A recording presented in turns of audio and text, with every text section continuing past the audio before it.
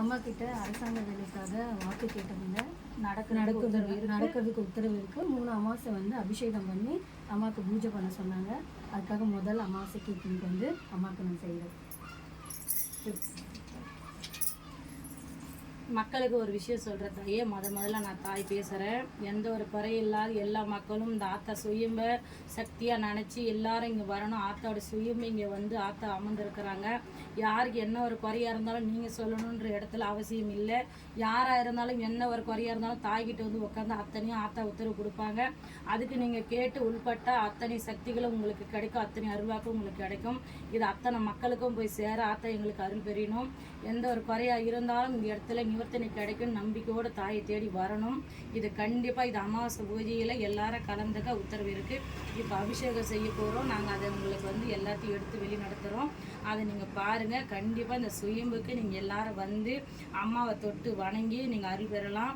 இந்த பில்லி சூன்யம் காத்து கருப்பு யாவல் எதுவாக ஒரு துஷ்ட சக்தியாக இருந்தாலும் நீங்கள் சொல்லணுன்றது அவசியம் இங்கே இல்லை. அவங்களே பார்த்து உங்களுக்கு நிவர்த்தனை கொடுப்பாங்க. இது முழு சம்மதமாக நீங்கள் வந்து இங்கே அமரணும்.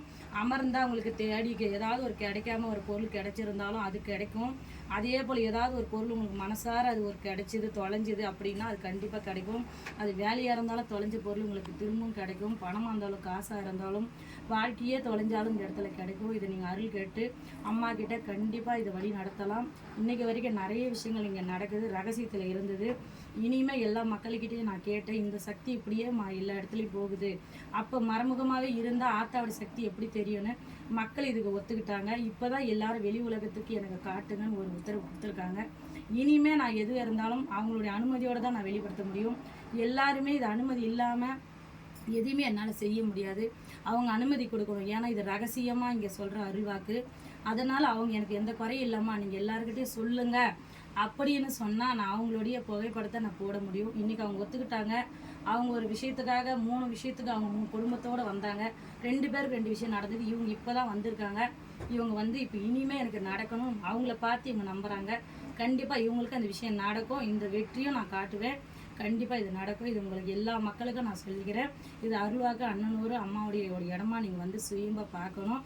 இந்த தாய் வந்து அங்காள பரமேஸ்வரி மயான காளியா அருள்வாக்கா சுயம்பா நிறைய சக்திகள் தீபத்தில் இருந்து உங்களுக்கு சக்தியை வெளி நடத்துகிறாங்க. அது நீங்கள் கண்டிப்பாக அந்த வீடியோ ஃபுல்லாக பார்த்தீங்கன்னா எல்லாமே தெரியும். நாங்கள் போகிற வீடியோ அத்தனையும் பாருங்கள். உங்களுக்கு பிடிச்சிருக்கோம். கண்டிப்பாக அம்மாவை தேடி நீங்கள் அத்தனை பேர் மக்களும் இங்கே வரணும். நான் முதல்ல இன்றைக்கி தான் உங்களை நேரிலோடையே பேசுகிறேன். கண்டிப்பாக இதை நீங்கள் கேட்டுக்கிட்டு தாயை பார்க்க உத்தரவு வரணும். இது மக்களுக்காக நான் சொல்கிற ஒரு கோரிக்கை. இது உத்தரவு நான் முடிச்சுக்கிறேன்.